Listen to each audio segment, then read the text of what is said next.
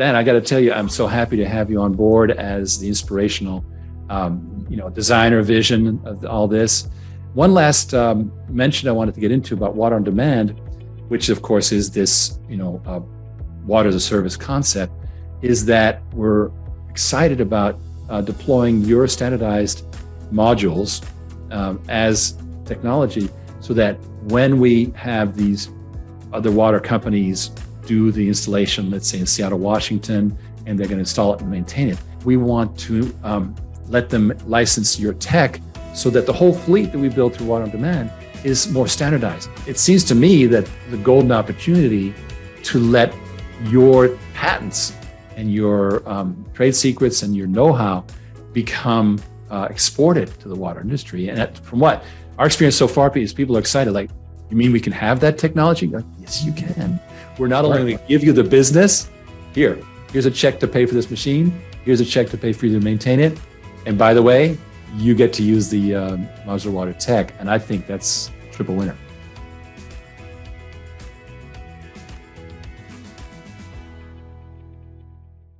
Well, hello and happy Thursday. And here we are on the very first CEO briefing of the year. And wow, is it going to be exciting? Let's take a look. All right, Water the Blue Gold. And that's for January 5th, briefing number 192. Water like an oil well, the emerging income asset. As usual, we have the safe harbor statement and disclaimer. And I'll jump right into it. So I spoke about this earlier in my CEO update. What's going on with disruptions? It seems that we're doing less disruption. That's weird, isn't it? So let's take a look. All the disruption, it appears, was in the 50s and 60s, and there was a kind of a bump in life sciences in the mid 80s to mid 90s. But other than that, it's been pretty much a downward trend. What has been going on with that? Well, the methodology that was used for this really had to do with how much a paper referred to previous art, previous discoveries, right? And there was a methodology. And I'm not challenging it. It seems to be pretty straightforward. This was a story in nature.com, which was pretty well done. And they talked about how they did the research. And I think the problem is not so much that we're not inventing anymore. It's a couple things. First of all, that maybe research papers are no longer the domain of disruption anymore. Maybe it's become very conventional, the research paper world, and that perhaps a lot of the innovation is happening outside of the academe. And that's certainly true of our situation, where we're being, I think, very disruptive, but we're certainly not doing it with a lot of the sign-off of academia. We're just going ahead and doing it. We have excellent scientists and engineers on board, and we're simply forging ahead. So maybe that's just the new way of disrupting things. Certainly, Uber and Airbnb did not come out of research papers. So I think that may be a very good point. All right. Now, good news on that drought. Finally, we have some news. The skiers among us know that California snowpack is the highest in 40 years, running close to 200%, more than close to double of the average. And so I think that's really good news. It's going to be very helpful for us skiers, but also it's going to be very helpful for our serious drought situation in California. And of course, we have to do something to recycle so that we don't get in the same problem again. Meanwhile, forever chemicals and weight gains. Well, it turns out that you can gain weight from forever chemicals. Who knew? There's a class of chemicals that apparently lowers your resting metabolic rate. The faster your metabolism runs, it's like a fire. The hotter it burns, the more likely you are to burn calories, and you're less likely to become overweight. These chemicals slow down your metabolic rate, whatever other bad things they might do. And thus, you tend to get overweight faster from the same amount of food, which is too bad. It's just one of the many things we're learning about this. It's really too bad. Meanwhile, and I want to thank our investors for sending in these wonderful things. We have wonderful investors who send me these pearls.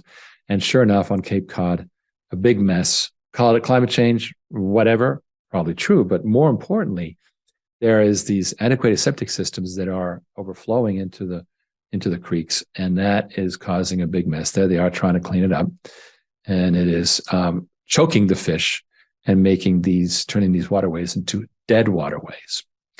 And it's being taken over by poisonous algae. There it is. And that comes from the rising levels of nitrogen that are coming from these old septic systems. And just like I often talked about Miami-Dade County, we have a problem as well with Cape Cod, apparently, where a lot of building occurred without a lot of sewage systems. And the solution for it, of course, is to spend billions, right? And each of these houses is probably $12.5 million. I don't know, but they're super expensive. They get far more expensive. Here's the problem. The town administrator says it's physically, financially, and logistically impossible to meet that standard, meaning that it's just not doable. Physically, there's no room for the sewage plants. Financially, they don't have the billions. Logistically, they don't have the 20 years in which to do it. The solution, therefore, is to go ahead and let these homes and housing developments simply go off the grid with their own built-in systems and water independence. And that is a solution. It backs up our model. All right. Quick geoeconomic comment on what's happening. And this also tells us where we're going. Everyone's hunting for alternatives to US dollar. This is about Asia.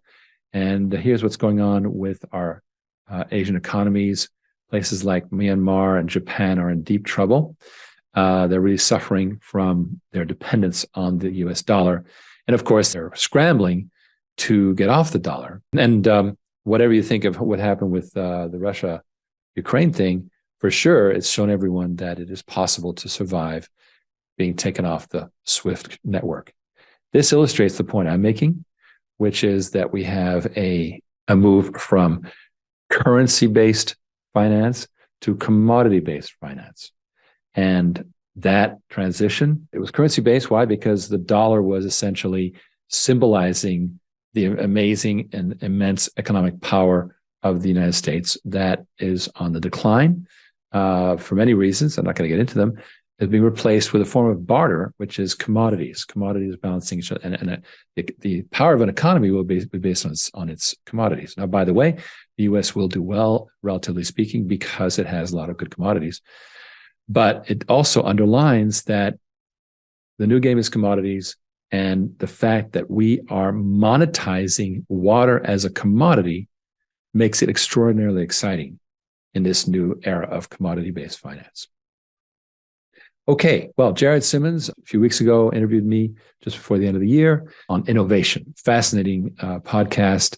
This is the second part, and I must say, he got up close and personal. So let's take a listen. How do you keep fresh thoughts and points of view and diversity and those sorts of things in mind as you kind of use that approach? Does it make it harder to tackle those other things, or how does that factor in? Well, I think we can learn a big lesson from the world of sports, which operates very much on stats, the numbers, and are we doing better? Are we doing worse? And athletics, they've learned to rate teams and coaches based on criteria that they can watch it in real time how well they're doing. And wait a minute, what happened? They're on a losing streak. What's going on here? Right. Able to debug it, and I think that's very valuable. So to have good metrics is critical, and to have a really good sense of, okay, you know what? If you as a CEO are playing the piano, then those keys are the data points, right? You got to know. Oh, we know this is like it's a great idea, but the execution is not going anywhere. What's going on with that? Okay, I see. We have an issue with resources or personnel, or the methodology is wrong, or the vision, whatever.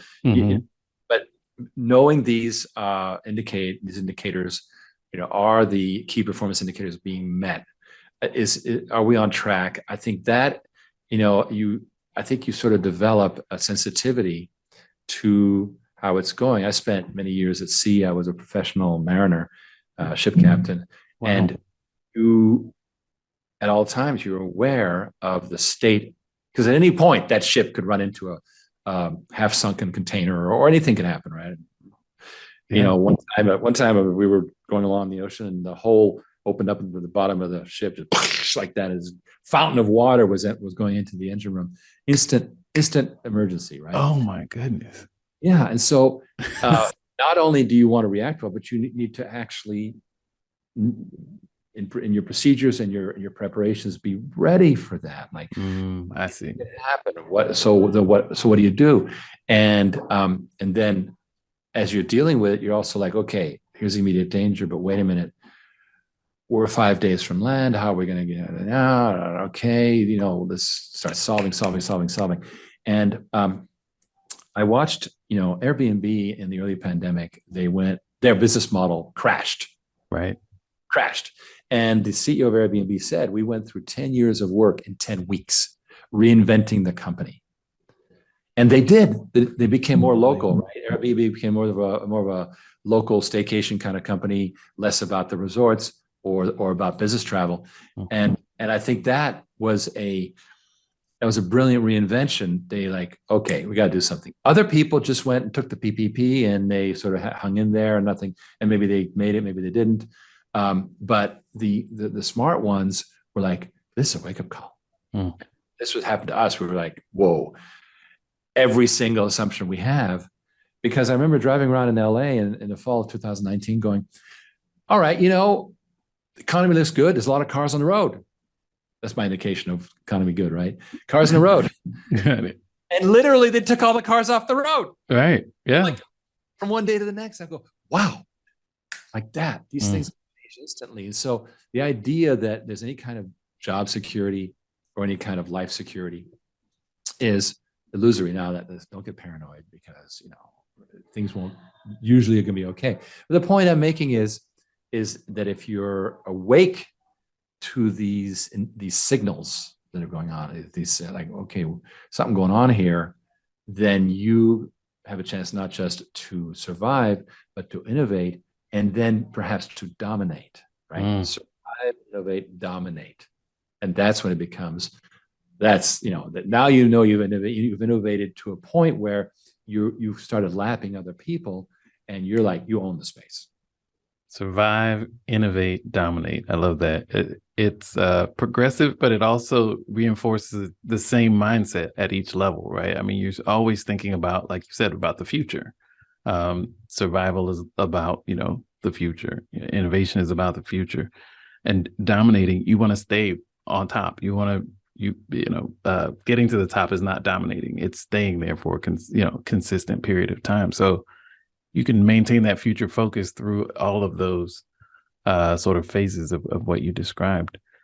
How has innovation shaped your career path? You mentioned being a professional mariner. It sounds like you've led quite a life. I'm wondering if you can see a thread of innovation through that. It's called easily bored. Oh man, it is. Yeah. It's a great. It sounds like a fascinating life. Well, it's one of the things that I had to come to terms with was that, while I had lots of good experiences, I did not become the best in the world at this, that, or the other thing. They were kind of transitory experiences, and I had to come to terms with, like, oh, I regretted not having done this, that, and the other thing. Like, wait a minute, this is what you're practicing for, right? And all that previous experience, it's for this here and now. And this is the opportunity to be the best at. Now, in terms of what drove me to these things, I have to say that, my dad was he was an exec with Procter and Gamble, as you were with P&G.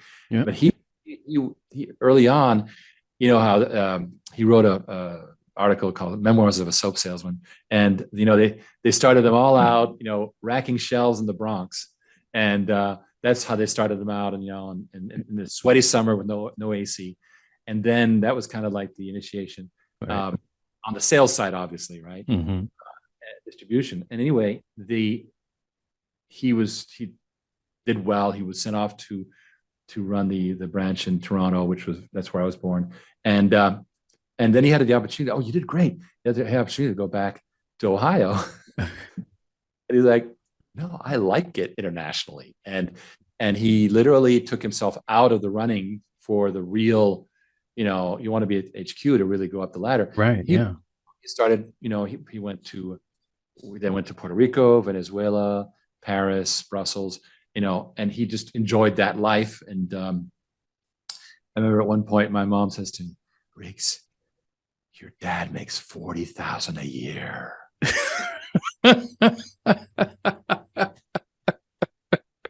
Well, this is like 1960. I mean, yeah. I mean, money. that's good money. It's just a funny thing to say to your son. That's funny. I don't know. And he had the chauffeur and this and that. He lived very well. Yeah. And it was a good time to be an American in Europe for sure. But what was great about it was that I had a very cosmopolitan upbringing. My parents were smart enough not to put me in an American school, but to put me into a local school. So I became, very French, very Belgian, before that, very Puerto Rican, Venezuelan. That was really good. And Wow. then at one point, my dad says, you know what? We're going to Americanize you. That's it. And so I get shipped off to America. Talk about a culture break. I was like, what? And I landed in Princeton High School. It was literally Fonzie and 57 Bel Airs drag racing up and down in front of the school. And I was like, what? And it was amazing. But anyway, Wow. so and then so I actually, it was good. It was a good thing. And it kind of made me aware of the world beyond this sort of cloistered European world I was in. Mm. Because Europe has got a very, they set your career path and it's kind of how it's going to be. America is much more disruptive. We're like, hey, be what you want to be, right? So by the end of high school, I really fallen in love with a particular philosophy that really made me think that I could help really transform the world. That more than just going to Africa for the State Department or whatever, I could actually do something that as part of a movement to help people be better, have better self-esteem. And I became part of that. It was super exciting. And this was the early days of it. And I became close to the leader of that movement. And that, I think, gave me a sense that there's really no limits to what can be achieved. It was tough because at that point I became a very tough critic of myself. But I personally think that we all have that. We all are tough critics of ourselves. We're just not necessarily willing to admit it. I may not have achieved this, but you know what? At least I have a home in Levittown, and I got this and I got that. I'm good, and we sort of like, okay. And then, of course, unfortunately, we get stuck in the next recession and things go to crap, or the wife gets cancer, and then we have to, all of a sudden our life is upside down. So I think it's important to have that idea of, how can we really sort of evolve individually, as groups, as humanity. And so that was very formative for me. It was about 10, 12 years. And, but during that, I was trained as a ship captain. And then later, in the middle of it, I actually went to the South Pacific and I was a commercial ship captain, which was a whole other world. And when I came back and arrived, sort of came out of that nonprofit world, I thought, you know what? Aside from that amazing work I do, what else is going to transform the world? And it's technology. That's what's going to be the incredibly transforming thing. And I started in the early 80s to do tech. I had my own company in New York City, which was, Lord have mercy, don't have 12 employees with no capital and payroll every other week. Oh, in Manhattan. In Manhattan. Right. I was like, Lord have mercy. Anyway, so I had a series of learning experiences, which got me to the next really transformative thing in our culture, I believe, which was the .com. Because the concept that you could use computers, not just for calculation, but for communication, was incredibly transformative. Before that, we didn't think of them as such, right? Computers were just tabulators. I never thought about that sort of delineation from the .com, for in the .com era kind of being that demarcation, but it's where you started using the internet to connect to other people, versus just as a tool for, like you said, calculation. That's such a great point. And that's where really I started really loving tech per se, because then I went, oh wow, this is going to be a revolution. Now, have there been, abuses of privacy and this, I'm whatever. But I personally believe that we are closer knit today than we were back then. We are much more hyper aware society. Definitely growing pains.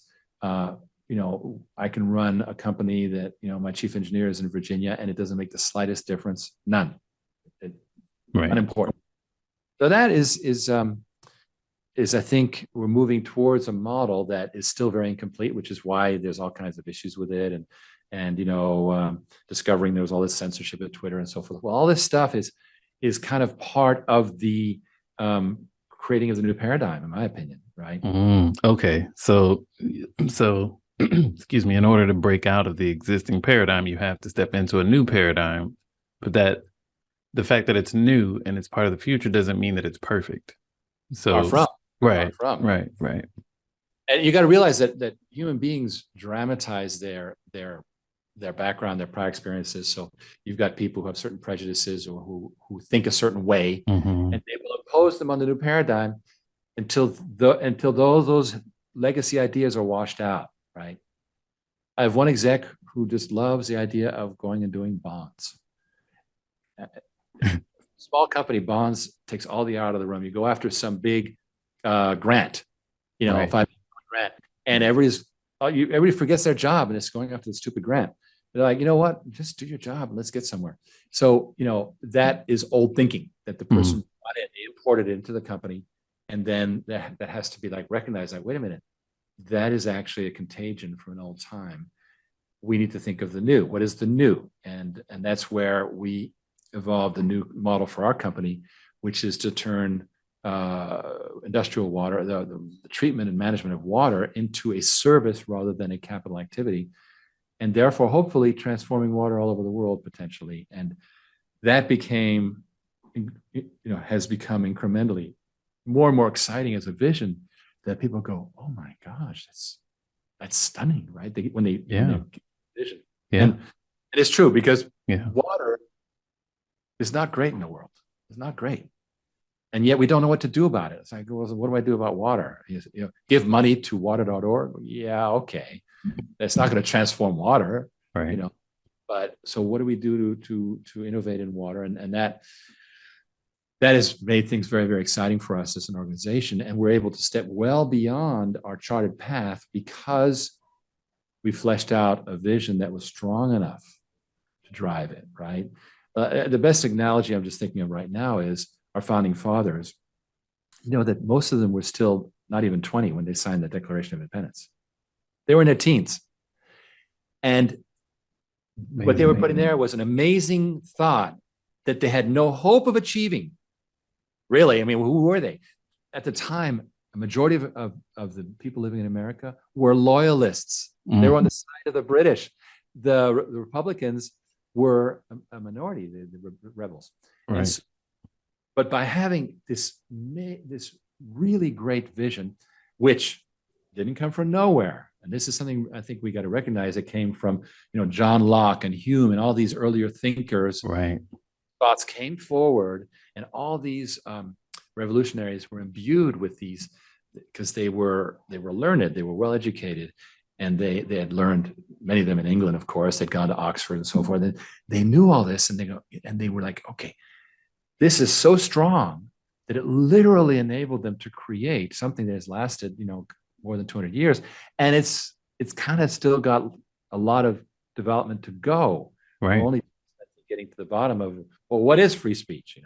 What is religious expression? What are all these things, right? That we're still figuring that out. And so that's what I feel is that if you can get to something that is a strong enough, not just vision, but a concept package, you might say. I see. Steve Jobs did it great. The Mac way. Remember the Mac way? There's this way of thinking, like you should never need a manual. Everything should be intuitive. I see. Your service, all these ideas of the Mac way. The hardware is excellent.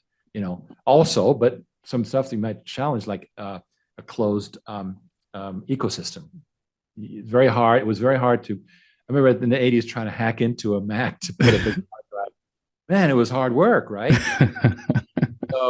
This is a comprehensive vision, and it propelled Apple way beyond its death. So what I'm getting at it here is that you put together this concept that's evolved from strong antecedents, right? These things came from somewhere that makes sense. Like we're inventing water as a service. Well, water as a service already exists. So, but we're doing it different, and we'll get into it. But the point is that we're taking good things and then like a new take, and a new take that's so transformative. It's so strong that it is transformative, and it can be a lever. It can drive a movement. That is worth hanging around for. Well said. I think it's so important what you highlighted around, everything starts from something else, the starting materials.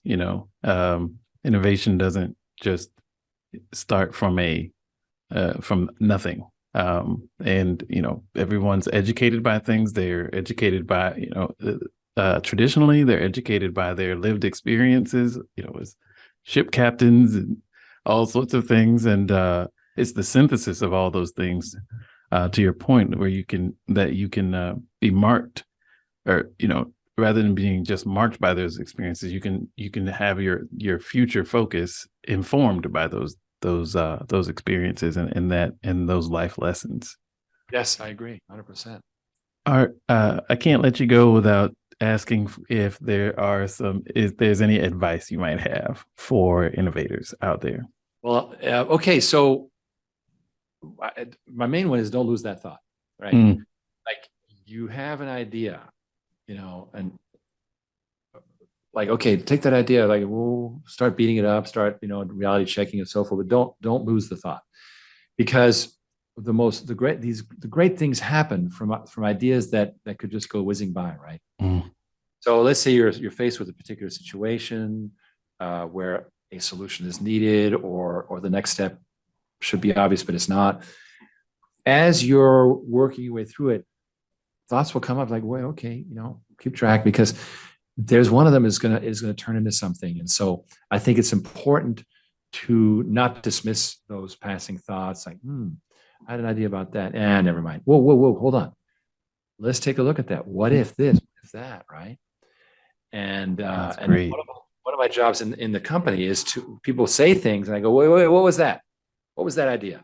And to encourage that, I think parents do that well when they do it well, right? Oh, wow. That was a really good little song you sang. Where'd you get that from? And, kind of. So I think that's the main thing, is don't lose that thought. That's great. I love that. Riggs, this has been informative, educational, inspiring. I'm just amazed and grateful for everything you've done and what you are doing for the world through the work you do. And, really thankful that you decided to take the time to talk with us. Innovation is the future. I love that. I love that definition, and I look forward to staying connected and hopefully learning more from you in the future. Thanks again for your time, and take care. Jared, such a pleasure. Happy holidays, and have a great year ahead. All right, thank you. All right. Now let's take a look at the news you've probably been waiting for tonight, which is about the SPAC, the Special Purpose Acquisition Corporation. And here we are. What is the latest update? Drum roll. Well, sure enough, today we announced that OriginClear's Water on Demand subsidiary signs a letter of intent to merge with Fortune Rise Acquisition. Non-binding agreement sets basis for negotiations. And yes, so we have now agreed, Fortune Rise, and there's a typo there, it's FRLA, proposes to acquire all of the outstanding securities of Water on Demand Inc. So it'll take all of the subsidiary of ours that we've got and merge it with the NASDAQ company. This is not binding, and this is guides good faith negotiations. So as I was saying, FRLA will acquire 100% of Water on Demand Inc., and Water on Demand Inc. equity holders will receive shares of common stock. And that means that upon meeting NASDAQ requirements, we will be trading on the NASDAQ. There's obviously a lot of work ahead of us. The precise structure is to be worked out. And in addition, it talks about what FRLA is. So that's the picture there. And here, in fact, is the news as it showed up on SPAC Insider today. There was a filing. This is the 8K by Fortune Rise Acquisition Corporation, where discloses that we put out this press release with the letter of intent. And that was in the right here. You can look it up on SPAC Insider. Our press release here and the 8K from January 5th and the previous one from December 29th. And obviously we expect there'll be a lot of coverage now that this thing has come out. Well, with that, I wanted to bring on Ken to discuss this amazing piece of news and everything that we think is going to come from it. So welcome aboard, Ken. Let's just recap then the news of the day, which is that we've got a merger with a NASDAQ company of our subsidiary. Mm-hmm. Now, why is it that a subsidiary is merging with a NASDAQ company? Why not OriginClear? Well, there's a couple of reasons. First of all, OriginClear is being positioned as an incubator, and this is our baby, and our baby is now going to college, and now is going to, become famous, perhaps go on a full scholarship at Notre Dame. We want to spoil our baby. Exactly. Right? And we don't want our baby to have to come up the hard way like we did. Exactly. We want to give our kids a much better, easier life than we had ourselves, right? No washing dishes. Exactly. The other reason is a very simple one, is that Water Demand is a pure play. It is a fintech that does one specific, which is that it is in the business of this mid-market water as a service activity funded by investors. And so it's a solution to the giant centralized water problem. Mm-hmm. And rather than say, well, we do this, that, and the other thing, and by the way, we're on the NASDAQ, better that we take these specific companies, put them on the NASDAQ. This is only the first, as I've pointed out in our presentations before. The later ones will follow. Ultimately, OriginClear will, but as a proven incubator. So right. In other words, with an extended track record of successful executions, this being the first, which is why this was so important. Positioning the parent as an incubator, you had to incubate something, right? You had to be successful. Also, they have a saying that if you have to explain the punchline, the joke's not funny. If it takes a few minutes to kind of describe what you do, if you're doing a roadshow, right, and you can't describe what you're doing in 30 seconds, it's too complicated. Water on Demand is the world's first mid-market fintech for water as a service on the planet ever. And it's doing to water what cell phones did to telecom, or you're basically taking these high-density polyethylene drop-and-go systems and you're Airbnb-ing them and creating an investable asset. So now I'm done. That was 30 seconds, right? So it's an uncomplicated, it's fintech, it's aquatech. It's the kind of thing that investment bankers are going to be able to easily get behind, easily envision. I've had the pleasure of speaking to a couple of investors recently in this new positioning that we have. That's very, very distilled now, right? As parts were in motion, you kind of include the whole thing and it becomes very kind of lengthy, right? But this much more condensed version, people they get it right away, and I love it. They're like, I love what you're doing, and I totally get what you're doing. Where do we go from here? Well, talk to Ken. He's got a very busy schedule, but he will take your call. Just go to oc.go/Ken and or email invest@originclear.com, and he'll tell you more. I want to say to everyone, this is the most amazing way to start the year. It's the most amazing way to start the year. And I want to say thank you, because without you guys, this would have been tense. It would have been challenging. It would have looked like the House floor. Okay. Oh, Kevin McCarthy, 8 times and still going. No, 10, but who's counting? 10. Right. No. In other words, without the greatest investors in the world, people with vision, this would have been a far more monumental task in such a short. We had 3 days to act, and we were able to tell these guys without having done any of the, without saying, oh, by the way, this is what we're doing. We had enough confidence in you folks as a group to say, no, we're going to do this. They're going to get behind us, and you did. Now we're through the first leg of this race, but we're going to close strong. We're going to get this thing done, and I hope to be having this conversation, as we ring in 2024, in a completely different place in the world. And I think that that's very realistic. Right on. So for next week, I plan to bring our operations manager, introduce him, Colin. He's a very, very experienced project engineer.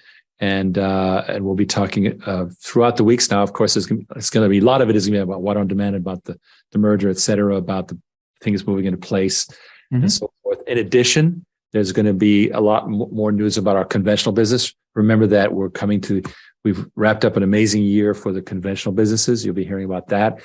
Interviews of customers. I got tired of telling analysts that we have customers, but we can't tell you their names. So right. we're going to start having those people do testimonials and interviews. So that's going to be good. You force them out of anonymity. Exactly. Because right. So that's going to start happening. So I don't have to keep saying a certain well-known car company that is a very top car company. A certain online retailer. Whatever. Anyway, so that is so we're gonna have a lot of that happening. So be sure to stay tuned to these briefings. It's really exciting times. We are on the way to transforming the world. And by the way, there's an even larger vision for water on demand that I'll be sketching out, which is that network effect. Yeah. Geometrical growth thing that I've been talking about. The idea that you start with a drop of water in a football stadium and you fill that stadium with water by doubling every minute. And how fast do you do it? 45 minutes. That's how fast it happens.